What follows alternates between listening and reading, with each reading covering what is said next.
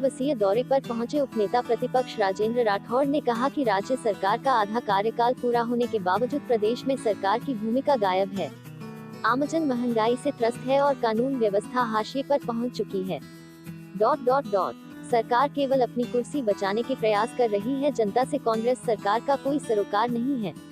मंगलवार को circuit house में आयोजित प्रेस वार्ता को संबोधित करते हुए उपनेता प्रतिपक्ष राजेंद्र राठौड़ ने राज्य सरकार पर जमकर निशाना साधा। पत्रकारों को संबोधित करते हुए उन्होंने राज्य सरकार को हर मोर्चे पर विफल बताया। राजेंद्र राठौड़ ने बढ़ते बिजली दरों और फ्यूल चार्ज को राज्य सरकार नाकामी बताते हुए कहा कि राज्य सरकार बस अपने कार्यकाल को पूर्ण करने का बस प्रयास भर कर रही है, लेकिन उम्मीद नहीं है कि ये अपने 5 साल पूर्ण कर पाएगी। राठौड़ ने आरोप लगाया कि पंचायत विकास के पैसे राज्य सरकार ने दूसरे कामों में खर्च दिए।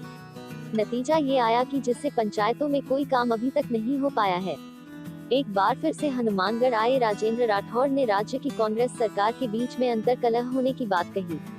इस दौरान कांग्रेस के पूर्व मंत्री डॉक्टर राम प्रताप सहित बीजेपी जिलाध्यक्ष बलबीर बिश्नोई सहित अनेक बीजेपी पदाधिकारी व कार्यकर्ता मौजूद रहे।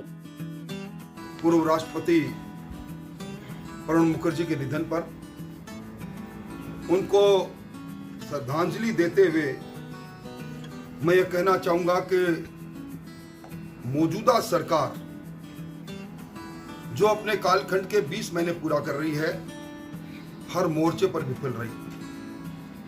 सरकार ने संसदीय परंपराओं को धत्ता बताकर विपक्ष की अनुपस्थिति के अंदर जिस प्रकार के कानून पास किए हैं, कृषि उपज मंडी में संशोधन के माध्यम से अगर कोई किसान राजस्थान के किसी कृषि मंडी क्षेत्र में या लाइसेंसी व्यापारी के क्षेत्र में अगर अपनी फसल को ले आया, फसल बिके या नहीं बिके, उसको मंडी टैक्स जो आज की तारीख में सर्वाधिक है देश के अंदर 2.6% देना पड़ेगा।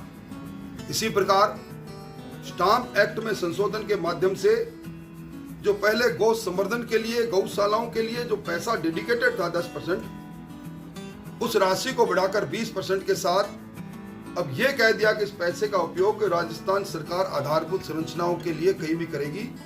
यानी गाय के लिए दिया पैसा भी जो बीजेपी की सरकार में था, उस पैसे को इतर इस्तेमाल करने का अधिकार इस बार प्रतिपक्ष को बार करके सरकार ने ले लिया। कानून व्यवस्था इतनी जर्जर है कि इस बार 31 जुलाई को जो क्राइम ब्यूरो रिपोर्ट ने अपना रिपोर्ट प्रस्तुत की, उसमें 1,07,000 जो टोटल गंभीर अपराध दर्ज हुए आईपीसी में, उसमें सिर्फ 40,000 अपराधों के अंदर ही चालान प्रस्तुत हुआ है। आज 67,000 अपराधी पुलिस की गिरफ्त से बाहर है। हत्या हो, बलात्कार हो, राजस्थान में हो रहे हैं और अपराधी भयमुक्त है।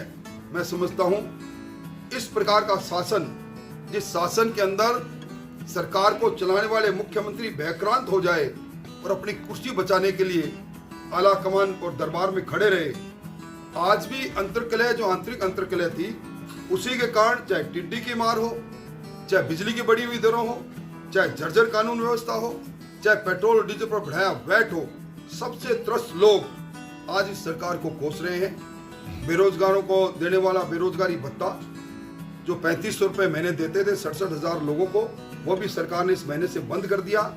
इस सरकार की जितनी भर्त्सना की जाए वो कम है। अंतर विरोध से ये बटी हुई सरकार आज अपनी कलह से राजस्थान के अवाम को सिवाय निराशा के कुछ दे नहीं पाए, और ये सरकार अपना कार्यकाल पूरा करे इसकी संभावना भी काफी क्षीण है। तूफान आता है तो तूफान से पहले कई बार शांति होती है।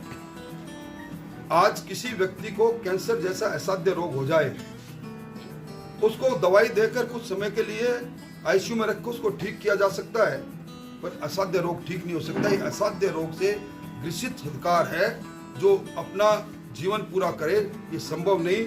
मैंने विधानसभा में भी कहा था कि कब क्या घट जाए, ये इसी स्लोगन पर ये सरकार है। देखिए अभी मिजाज कुर्सी के अंदर आला कमान लगा है, पर जिस प्रकार अपमान करने की राजनीति चली, नीचा दिखाने की राजनीति चली, जिस शख्स का विपक्ष में रहते हुए सर्वाधिक योगदान था सचिन पायलट जी, उसका जिस तरह अपमान किया गया, मैं समझता हूं कि हमारी संस्कृति में अपमान कभी लोग व्यक्ति भूलता नहीं। निश्चित तौर पर कहीं न कहीं आंतरिक कलह और अपने नेतृत्व पर अविश्वास है, इसीलिए अपने प्रदेश अध्यक्ष को उन्होंने कहा आप बाहर जाओ। देखिए, किसको भारतीय जनता पार्टी संगठन वापिस ले, मैं पार्टी का छोटा कार्यकर्ता हूँ, ये निर्णय हमारे प्रदेश अध्यक्ष और हमारा नेतृत्व करेगा। पर हमसे जुड़े हुए पुराने लोग हैं, अगर घर में आते हैं तो किसी को ऐतराज क्या है? सर कांग्रेस कर रही है। बिल्कुल नहीं, भारतीय जनता पार्टी कांग्रेस के अंतर्कलह में तटस्थ है और एक जिम्मेदार प्रतिपक्ष के नाते हर एक चीज पर नजर लगाए हुए हैं। देखिए, घोषणा वीर बने हुए मुख्यमंत्री और चिकित्सा मंत्री जी वैश्विक महामारी कोरोना के अंदर तांडव मचा हुआ है और इन्होंने कई बार घोषणा कर दी सारे जिला मुख्यालय पर हम मेडिकल कॉलेज खोलेंगे।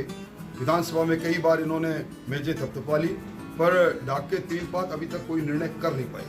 अब कोरोना के अंदर आंकड़े छुपाने का खेल प्रारंभ हुआ है, कोटा से प्रारंभ हुआ ये खेल। अब मैं समझता हूँ आंकड़े उल्टी का दिखाने चाहिए ताकि लोग ज्यादा सावचेत हो जाएं, क्योंकि अब कम्युनिटी स्प्रेड की ओर राजस्थान बढ़ चुका है। सरकार को चाहिए कि इसमें सभी दलों से बात करके सच्चाई के साथ, साफ गोई के साथ सारी बात को साफ साफ करें। तो कॉन्स्टिट्यूशनल राइट है, जब लोकसभा नहीं रहती तो ला सकते हैं, विधानसभा नहीं रहती तो सरकार भी ला सकती है। पर विधानसभा में एक साथ 13 बिल और उसी दिन बिल प्रस्तुत करेगा, उसी दिन उसका पार, ये पहले कभी नहीं हुआ। आत्मनिर्भर भारत, जब तक भारत का लोग व्यक्ति हर वर्ग आत्मनिर्भरता के साथ सक्षम अपनी खुद की इकोनॉमी को ठीक नहीं करेगा, ये एक तरह से उनको संबल देने का था। और आज सहायता के आधार पर अगर हम चाहे कि कोई इकोनॉमी ठीक हो जाए, पूरे वर्ल्ड में कहीं नहीं हुई।